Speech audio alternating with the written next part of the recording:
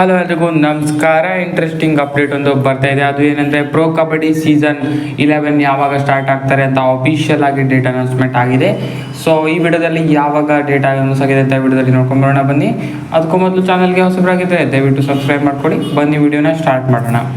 Pro kabaddi ಮೊದಲೇ ಹೇಗೆ ರಿಪೋರ್ಟ್ಗಳು ಬಂದಿತ್ತು ಹಾಗೆಯೇ ಅಕ್ಟೋಬರ್ 18ರಿಂದ ಪ್ರೋ ಕಬಡ್ಡಿ ಲೀಗು ಸ್ಟಾರ್ಟ್ ಆಗ್ತಾ ಇದೆ.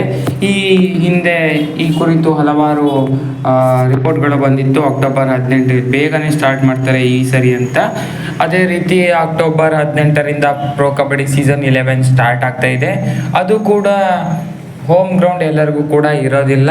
ಸೊ ಇದು ಕೂಡ ಆಲ್ರೆಡಿ ಬಂದಿತ್ತು ಅಪ್ಡೇಟು. ಸೊ ಹೈದರಾಬಾದ್, ನೋಯ್ಡಾ ಮತ್ತು ಪುಣೆ 3 ಕಡೆಗಳಲ್ಲಿ ಅಷ್ಟೇ ಈ ಬಾರಿ ಪ್ರೋ ಕಬಡ್ಡಿ ಮ್ಯಾಚಸ್ಗಳು ನಡೆಯುತ್ತೆ. ಬೆಂಗಳೂರಿನಲ್ಲಿ ಈ ಬಾರಿ ಪ್ರೋ ಕಬಡ್ಡಿಯ ಮ್ಯಾಚಸ್ಗಳು ನಡೆಯೋದಿಲ್ಲ.